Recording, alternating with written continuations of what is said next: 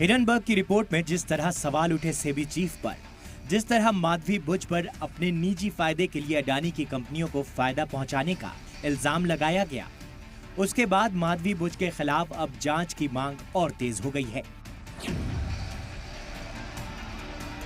कांग्रेस ने भी आज इसको लेकर मुजाहिरा किया और माधवी बुच के इस्तीफे की मांग की। देखिए, जो बातें निकली है वो बहुत गंभीर और संवेदनशील है। लोगों का विश्वास जो सेबी पर था वो अब रहा नहीं, क्योंकि बार बार हम देख रहे हैं कि सेबी अडानी के जांच को लेकर जितनी गंभीर होनी चाहिए थी वो नहीं है।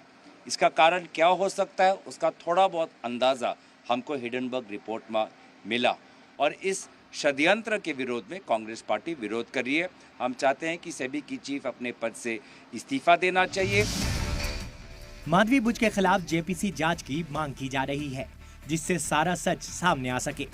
वहीं हिडनबर्ग के इस खुलासे के बाद सेबी को लेकर कई संगीन सवाल है। सवाल खड़ा हुआ है सेबी के भरोसे पर और उसके कामकाज पर। इसलिए अब मांग उठने लगी कि क्या वो वक्त आ गया है कि रेगुलेटर्स को भी रेगुलेट किया जाए। इस मामले के बाद बड़े सवाल हैं कि क्या सेबी के पास अपनी सरगर्मियां और फैसलों के लिए काफी शफाफियत और जवाबदेही है। क्या सेबी अपनी कार्यवाहियों और फैसलों को अवामी तौर पर साफ तौर से पेश करता है? क्या सेबी के कामकाज की रेगुलर और आज़ाद निगरानी होती है? क्या इसकी सरगर्मियों की आज़ाद तौर पर ऑडिटिंग की जाती है? और क्या इस अमल में कोई सुधार की जरूरत है? क्या सेबी के पास विसल ब्लोअर सिक्योरिटी का एक मजबूत सिस्टम है? और सेबी अपनी नाकामियों और क्रिटिसिज्म के बाद किस तरीके से इस्लाही कदम उठाता है? क्या सेबी ने पहले की गड़बड़ियों के बाद जरूरी कदम उठाए हैं?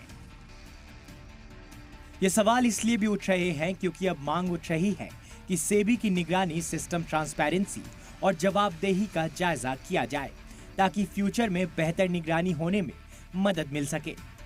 ये इसलिए भी और जरूरी हो गया है क्योंकि स्टॉक मार्केट के रेगुलेटरी लॉ को लागू करने, रूल्स बनाने और बाजार की सरगर्मियों की निगरानी करने के लिए जिम्मेदार होते हैं, ताकि ट्रेड फेयर रहे। वो ब्रोकरेज फर्मों, स्टॉक एक्सचेंजों और दीगर मालियाती इदारों की सरगर्मियों पर भी नजर रखते हैं। लेकिन अगर उसमें ही कोई गड़बड़ी हुई तो उससे बाजार बुरी तरह मुतासिर हो सकते हैं और यह हिंदुस्तान के तरक्की याफ्ता मुल्क बनने की राह में एक बड़ा रोड़ा होगा। हिडनबर्ग रिपोर्ट में माधवी बुच का नाम सामने आने के बाद से इसकी जांच होने की बात हो रही है और अब मुल्क के कई बड़े फाइनेंशियल एक्सपर्ट का मानना है कि सेबी के कामकाज को देखने के लिए भी एक रेगुलेशन कमेटी बनाई जाए। ब्यूरो रिपोर्ट, सलाम टीवी।